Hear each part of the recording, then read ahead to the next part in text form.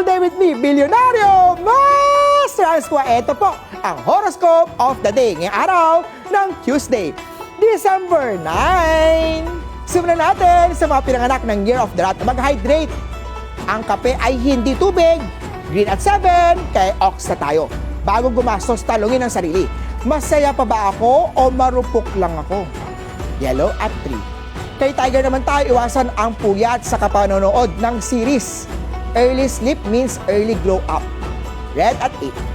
Kay Rabbit na tayo, sweet ang energy ngayong araw. Good day para sa surprise acts of service mo. Kung single ka, may makakausap kang group chat na may sense of humor at charm. Go with the flow lang. Malay mo. Blue at 5. Dragon na tayo. Ayaw natin na imiwas tayo sa soft drinks at mga maalat na pulutan. Huwag niyo inom ng mga alcohol. Silver at 9. Oh, kay Snake na tayo, may kasamahan kang medyo plastic. Observe muna tayo. Huwag agad magtiwala. Purple at 1. Ito naman, King of the Horse, deadline rush, pero kaya mo yan. Huwag sabayin ang mga reklamador. Naka-opisina. White at 6.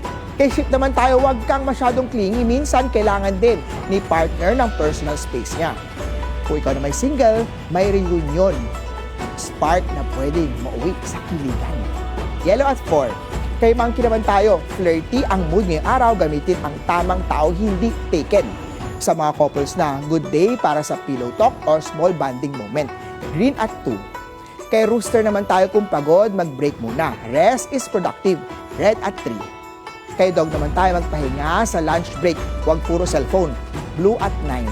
Kay Pig naman tayo, kung magbibigay ng donation o tulong, siguraduhin na legit ang organization.